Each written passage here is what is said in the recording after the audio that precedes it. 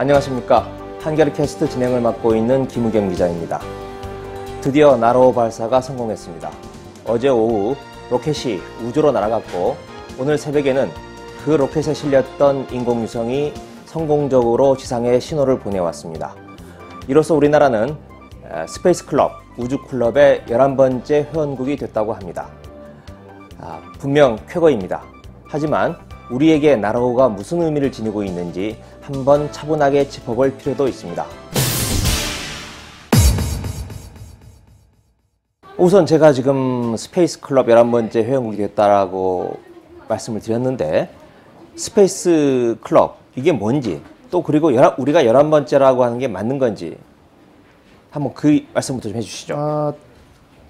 스페이스 클럽은 엄밀하게 말하면 실체가 없는 개념입니다. 그렇군요. 네, 고사가들이 만들어낸 개념이고요. 아마 인터넷에서 검색을 해보셔도 나이트 클럽은 나와도 네. 어떤 국제적인 기구 이름으로는 등록이 안 돼 있습니다. 그 항공우주 전문가들도 쓰기를 회피하고요. 네. 좀 과학을 오래 취재한 기자들은 이 용어를 쓰지 않습니다. 그 정확한 개념은요, 자력으로 우주 로켓을 발사한 나라. 좀 더 상세하게 설명을 드리면, 그 자력으로 개발한 우주 발사체를 가지고 자국 영토 안에 있는 발사장에서 발사를 해서 인공위성을 우주에 올려놓고 정상 궤도에 올려놓고 그 인공위성이 정상적으로 작동하는 것을 확인한 나라. 이런 조건이 한 4가지 되네요. 맞습니다. 일단 추진체를 자력으로 개발할 것, 자국 영토에서 발사할 것, 또 인공위성을 정상 궤도에 올려놓을 것, 그리고 그 인공위성이 정상적으로 작동하고 있음을 확인할 것. 우리나라나 북한은 어떻습니까? 이 4가지 조건을 모두 다 충족한 건가요? 일단 이렇게 보죠. 이 개념으로 보면 어제 발사했던 나로호가 정상적으로 우주에 올라갔고요. 우리나라에 있는 나로 우주센터에서 올라갔습니다. 그렇죠. 오늘 아침에 카이스트에 있는 그 인공위성 연구센터에서 교신에 성공을 했습니다. 그러면 인공위성이 정상적으로 작동되는 건 확인이 됐습니다. 자, 다만 우리 경우 나로호 1단, 나로호가 1단과 2단으로 된 2단으로 되어 있는데 맞습니다. 그 로켓인데요. 1단 로켓은 우리 것이 아니고 러시아에서 기성품을 사다 쓴 겁니다. 뭐 이렇게 부품을 사다가 조립을 한 것도 아니고 아예 통째로 가져온 건가요? 완전히 완성이 돼 있는 기성품을 사다 쓴 거여서 이거를 자국에서 개발한 발사체로 볼 수 있느냐라는 논란은 좀 있습니다. 다만 앞에서도 말씀드렸듯이 스페이스 클럽이라는 것이 있고 거기에 들어갈 수 있는 자격 조건이 있고 그거를 심의하는 기구가 있고 이런 국제기구가 아니기 때문에 국제적으로는 아마도 우리가 자력으로 우주 발사체를 발사한 나라로서 인정이 될 것입니다. 북한은 어떻습니까? 그러면 북한은 우리보다 조건이 좀 더 좋습니다. 은하 3호 자력으로 만들었고요. 그 은하 3호 발사체로 광명성 3호라는 인공위성을 실었죠. 제궤도에 올려놓았습니다. 다만 그 인공위성이 제대로 돌아가면서 신호를 지상으로 보내오는지 여부는 아직 확인이 되지 않고 있습니다. 그러면 마지막 조건, 인공위성이 정상적으로 작동하느냐 이 부분에 대해서 아직은 확인이 안 된 셈이죠. 그리고 국제적으로는 아마도 정상적으로 작동하지 않는 것 같다. 이런 결론을 내리고 있습니다. 하지만 우리나라와 마찬가지로 4가지 조건 중에서 한 가지가 빠졌다고 해서 북한이 자력 발사에 실패했느냐 그렇게 보지는 않고 있는 것 같습니다. 그래서 북한이 10번째, 우리가 11번째 자력 우주 발사체 발사국이 되는 겁니다.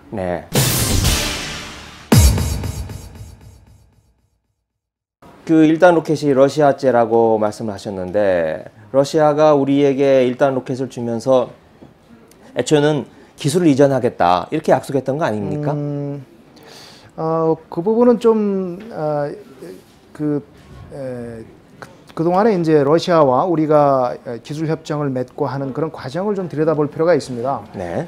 세간에는 러시아로부터 우리가 로켓을 사오면서 그 로켓의 기술까지도 이전 받아야 되는 거 아니냐. 네. 한두 푼도 아니고 2천억을 들여가면서 사왔는데 우리가 얻는 것이 아무것도 없다면 네. 그걸 왜 하느냐, 이런 비판이 있습니다. 일단 나로 발사 과정을 한번 살펴보면요, 첫 단추는 김영삼 정부 때 시작이 됐습니다. 네. 그때 국가우주개발 20년이라는 장기 계획을 세웠고요. 당시에 2008년에 나로호, 당시에는 뭐 나로호라는 이름은 물론 없었습니다. 네. 나로호라는 이름은 2009년도에 공모를 통해서 지어진 거고요. 당시에는 KSLV-1이라고 했습니다. 네. 코리아 스페이스 론치 비클이라고 해서 네. 뭐 한국형 발사체의 첫 번째, 우주 발사체. 네. 첫 번 1번 이렇게 네. 할 수가 있겠죠. 만약에 그때 계획대로 2008년에 나로호를 쏘아 올릴 수 있었다면 이란이 2009년 2월에 성공을 했으니까 네. 우리가 이란보다 앞서서 9번째 자력 발사국이 됐을 겁니다. 네. 하지만 뭐 계획대로는 되지 않았고요.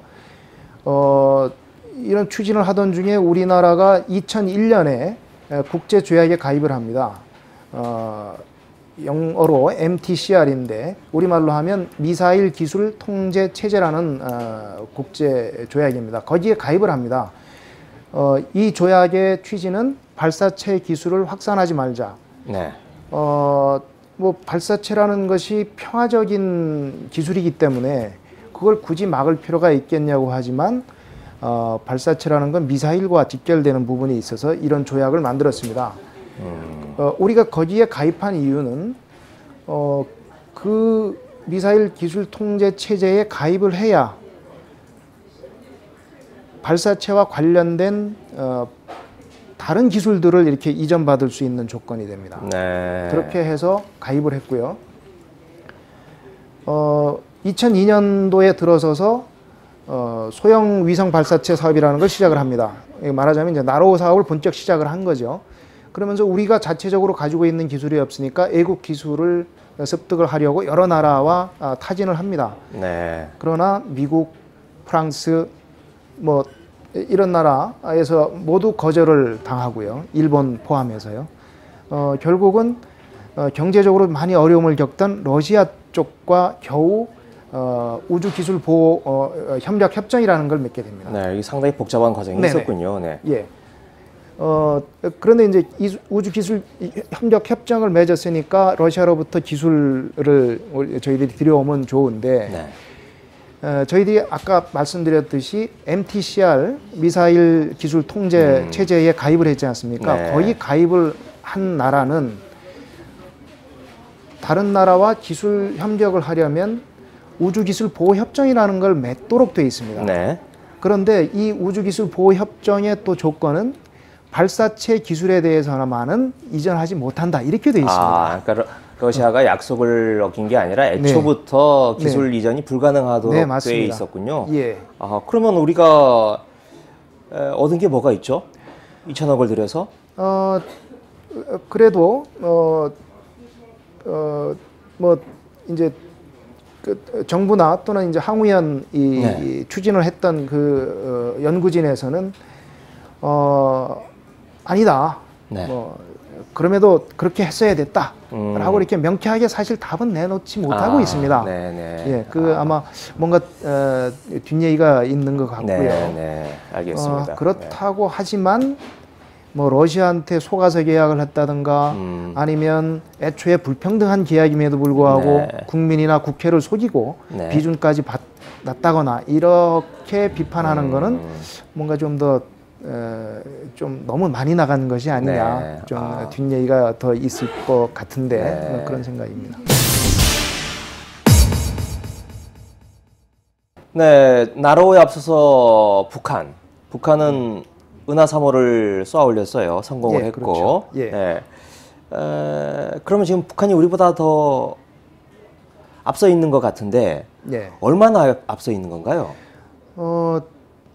결론적으로 말씀드리면 우리보다 분명히 앞섰습니다. 네. 그거는 부인할 수 없고요. 네.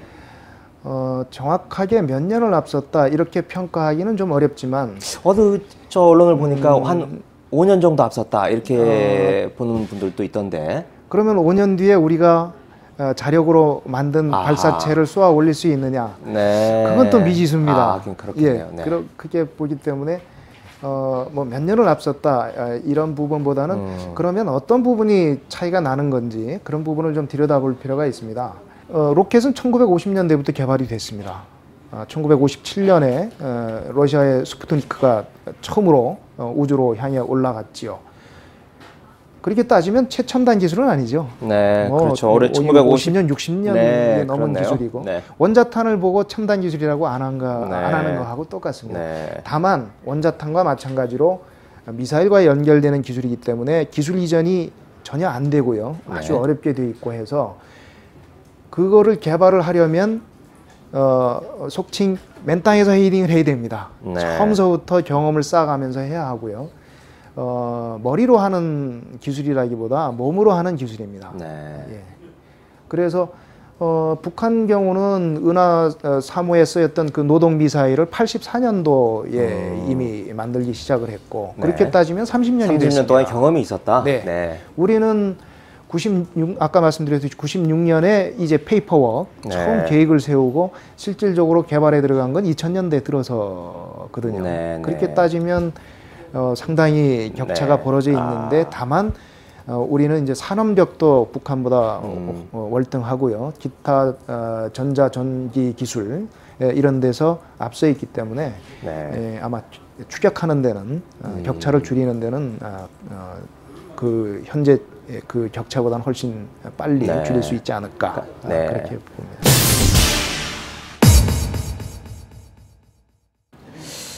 그런데 근본적인 의문이 들기도 해요. 아까 나로 1단을 하나 사는데 2천억 원. 네. 그리고 나로 이번 발사 성공하는 데까지만 한 1조 원 정도 든 걸로 네, 뭐 추산하기도 하던데요. 평가에 따라 더 네. 그렇게까지 보죠. 우리가 예. 그런데 이걸 꼭 해야 되는 겁니까? 이게 무슨 이득이 있는 건가요? 자, 보시죠. 우리 지금 뭐 당장 핸드폰을 쓰시는 분들, 네. 또 자동차에서 내비게이션 쓰는 분들 다 인공위성 덕분에 편리한 생활을 하고 있습니다. 네, 네. 뭐 우리나라에도 이제 아리랑 시리즈, 무궁화 시리즈 이런 인공위성들이 있고요. 이런 인공위성을 유지하려면 뭐 큰 것들은 5에서 7년에 한 번, 뭐 수명이 작은 거는 3년에서 5년에 한 번, 이렇게 해서 뭐 그 1년에 평균 뭐 한 기 정도씩 계속 위성을 쏘아 올려야 됩니다. 우리나라가. 그걸 계속 유지를 하려면요. 네. 아마도 경제 규모가 점점 커지면 이 수요가 늘겠죠. 그래서 한국형 발사체를 우리가 스스로 만드는 거는 해외 의존도를 낮출 수도 있고 또 경제력 향상을 위해서도 필수다. 라고 하는 것이 공식적인 입장입니다. 그런데 이것만 놓고 보면 경제적 타당성이 있느냐 이거 한번 따져보자고요. 자, 아까 1조 원이라고 하셨지만 공식적으로 정부가 발표하기는 나로에는 5,205억 원이 들어갔습니다. 그래서 5천억이라고 하고 한국형 발사체 2021년까지 1조 5천억을 투입해서 만들겠다는 거거든요. 합치면 2억입니다. 2조요. 2조입니다. 2조인데 우리가 외국에 나가서 위성 한 기를 쏘는데 한 평균 250억 정도 됩니다. 우리가 지불해야 될 비용이요? 그러면 2조 원을 가지고 쏠 수 있는 인공위성 수가 80개입니다. 그렇군요. 굳이 뭐 2조 원까지 쏟아붓지 말고 80개면 우리가 1년에 지금 필요한 게 한 기라고 치고 좀 뭐 수요가 늘어나서 한 3기라고 해도 몇십 년은 뭐 이동 가지고 쏘면 되는데 굳이 왜 하느냐 이렇게 볼 수 있거든요.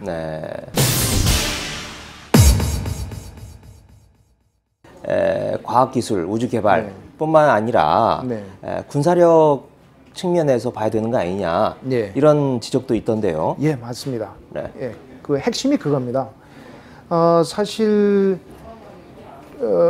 드러내놓고 얘기하기는 참 어려운 얘기지만 우주 발사체 개발은 군사력과 직결되는 문제입니다. 사실 북한에 대해서 은하 3호를 쐈다고 뭐 경제 제재 운운하는 건 사실 눈 가리고 아웅이라고 네. 볼 수도 있거든요. 자, 은하 3호를 쏜 노동 미사일 네. 이거를 북한에서는 실험을 해볼 데가 없습니다.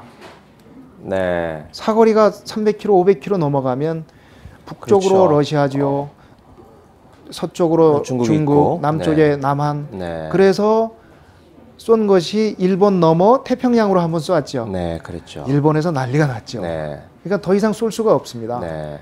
유일하게 쏠 수 있는 거는 하늘로 쏘는 수밖에 없죠. 네, 네. 그래서 노동 미사일 4개를 붙여서 음흠.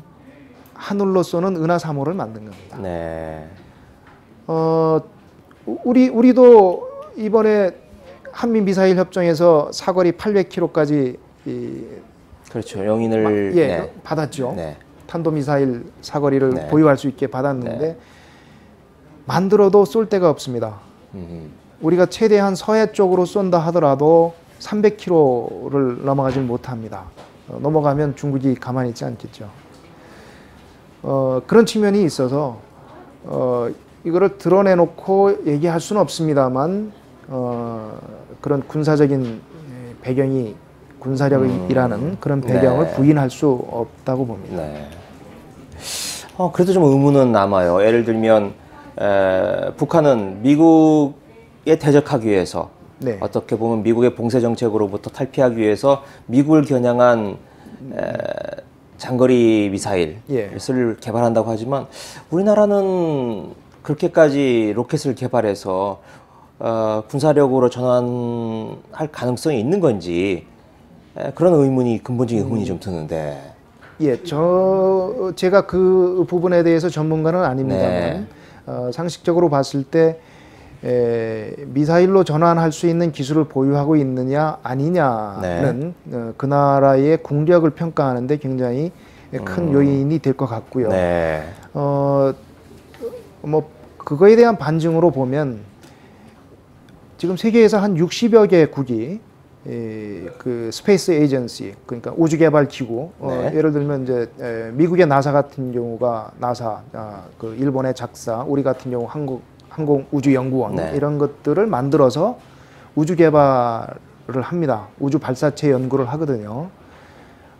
그런 거 보면 이렇게 많은 나라가 왜 그 첨단 기술도 아니고 타산성도 없고 한 우주 네. 발사체 개발에 목을 매다는가? 그거는 뭔가 다른 이유가 있다 이렇게 네. 해석이 되는 거죠. 그런데 기본 개념이 어떻게 되는 겁니까? 이런 로켓과 네. 그 왜 ICBM이라고 하는 네. 거 있죠. 대륙간 탄도미사일. 네. 네. 이렇게 전환이 되려면 네. 어떤 더 추가적인 기술 개발이 필요한 건가요? 예, 그렇습니다. 로켓하고 미사일은 사실 그 개념으로 보면 종이 한 장 차이라고 네. 볼 수 있습니다. 네. 이제 우주 발사체하고 장거리 대륙간 탄도 미사일이라고 하는 ICBM하고의 네. 차이는 맨 위에 네. 거기를 이제 노즈부라고 하는데요. 꼭대기 말씀하시는 코처럼 거죠. 생겼다고 네. 노즈부라고 하는데 거기에 위성을 탑재하느냐, 네. 폭약이나 뭐 핵탄두나 이런 탄두를 실느냐 이 차이만 있을 뿐이지 구조는 똑같습니다. 네. 사람을 태우면 네. 그 태우는 거를 이제 페일로드라고 하는데요. 네. 사람을 태우면 이제 우주선이 되는 거죠. 네. 그래서 거죠. 네. 그쪽 교통에서는 사람을 생물학적 페일로드라고 합니다. 아, 네. 다만 이제 그 우주 발사체하고 대륙간 타도 미사일하고의 차이는 대륙 탄도 미사일은 대기권으로 다시 들어와야 됩니다. 그렇죠. 네. 그 대기권 밖으로 나갔다가 다시 네네. 진입을 해야 되는 거죠. 네, 그 들어오는데 들어올 때 그 공기와 마찰이 굉장히 네. 마찰이 생기면서 열이 발생을 하고요. 그리고